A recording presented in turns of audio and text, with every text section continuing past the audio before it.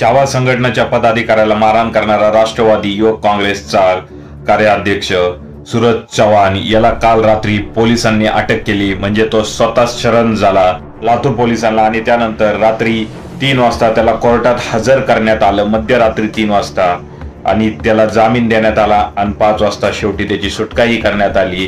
काय म्हणायचं सगळ्या या प्रकाराला? गुन्हेगार रात्री हजर होतो काय, मध्यरात्री कोर्ट उघडतं काय आणि पहाटे त्याला जामीन मिळतो आणि तो पुन्हा मोकाट होतो। जलद गतीने महाराष्ट्राचा कारभार सुरू आहे, मानलं पाहिजे राव। कायदा केवळ सर्वसामान्य लोकांसाठीच लागू आहे, बाकी राजकारण्यांना आणि त्यांच्या चेलाचपाटांना एक वेगळाच कायदा आणि एक वेगळीच प्रक्रिया आहे। एवढे जलद गतीने एखाद्या आरोपीला पकडले, त्याला कोर्टात हजर केले आणि त्यानंतर त्याला जामीन भेटला आहे, हे महाराष्ट्राच्या इतिहासात झालं नसेल।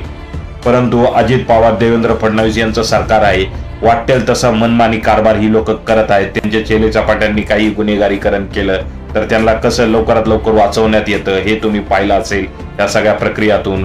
सामान्य कैदीप्रमाणे सूरज चव्हाण याला दुसऱ्या दिवशी कोर्टात हजर केला पाहिजे होतं, परंतु छावा संघटना कोर्टाच्या अवतीभोवती जमा होईल आणि कुठूनही दगडफेक होऊ शकतं ह्या भीतीने अजित पवार यांच्या सांगण्यावरनं गृहमंत्री देवेंद्र फडणवीस यांनी रातोरात ही सगळी जलद गतीने प्रक्रिया केली आणि सूरज चव्हाण रातोरात अरेस्टही झाला आणि रातोरात पहाटे त्याची जामीनही झाली आणि तो मोकाटे आता फिरत आहे। काय वाटतं या सगळ्या कायदा सुव्यवस्थेचे जे महाराष्ट्रामध्ये दिंडोडे उडत आहे त्याबद्दल कमेंट करा कमेंट बॉक्स मध्ये।